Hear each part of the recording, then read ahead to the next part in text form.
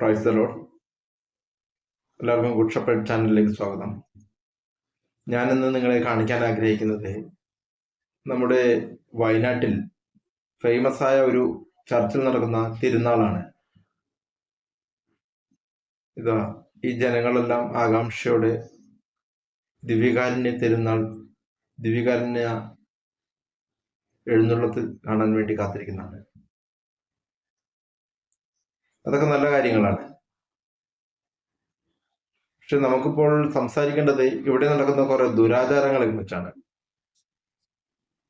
ഇവിടെ മാത്രമല്ല, കേരളത്തിലെ പല പള്ളികളിലും ഇതുപോലുള്ള ഒരുപാട് ദുരാചാരങ്ങൾ നടക്കുന്നുണ്ട്.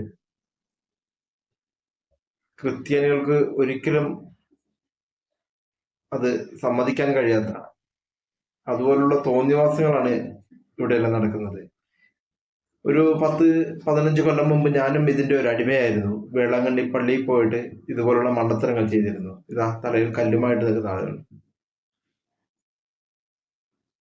ഈ കല്ലും എടുത്ത് തലയിൽ വെച്ച് ഇത് പള്ളിയെ ചുറ്റി വരും. ആര് പറഞ്ഞു, എന്തിനു പറഞ്ഞു എന്നൊന്നും അവരോട് ചോദിക്കരുത്. ചോദിച്ചാൽ അതായിരിക്കും നമ്മളുടെ കുറ്റം. അതുപോലെ തന്നെ കുറെ ആളുകൾ ഇപ്പോൾ മുട്ടുകുത്തി അഴിഞ്ഞു വരുന്നത് നമുക്ക് കാണാം.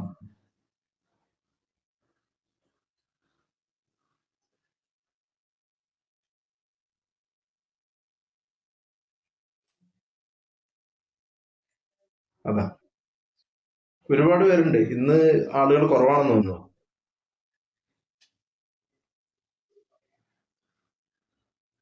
ഇത് ഇവിടുത്തെ വലിയ കുഴപ്പമൊന്നുമില്ല.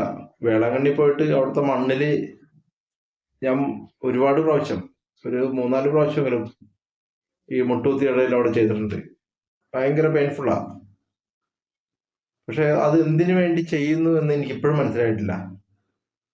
ബൈബിള് വായിച്ചപ്പോൾ ആ ചെയ്തതെല്ലാം പൊട്ടത്തരമായിരുന്നു എന്ന് മനസ്സിലായി. ഈ ഒരു കാര്യം മാത്രമല്ല, ഒരുപാട് കാര്യങ്ങൾ, നമ്മുടെ സഭയിൽ നടക്കുന്ന തിന്മകൾ, നമ്മളുടെ വൈദികർ എന്തുകൊണ്ട് ഇതിനെതിരെ സംസാരിക്കുന്നില്ല? നോക്കൂ,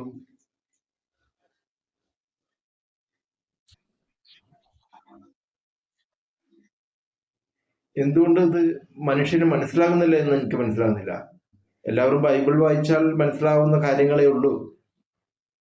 പക്ഷെ ബൈബിൾ വായിച്ചാൽ അത് ക്വസ്റ്റ്യൻ പോലും ചോദിക്കാൻ പറ്റാത്ത ഒരു സ്ഥിതിയാണ്. വൈദികരോട് ക്വസ്റ്റ്യൻ ചോദിച്ചാൽ ഉടനെ തന്നെ നമ്മളെ ചീത്ത പറഞ്ഞിട്ട് വരുന്നതാണ്. ആ ഒരു സിറ്റുവേഷനാണ് ഇന്ന് നമ്മൾ കേരളത്തിൽ കാണുന്നത്. നമ്മൾ ഓരോരുത്തരായി ഇതിനെതിരെ പ്രതികരിക്കേണ്ടത് വളരെ ആവശ്യമാണ്.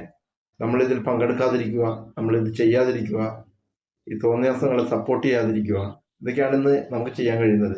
ഓക്കെ, എല്ലാവർക്കും നമസ്കാരം. Thank you.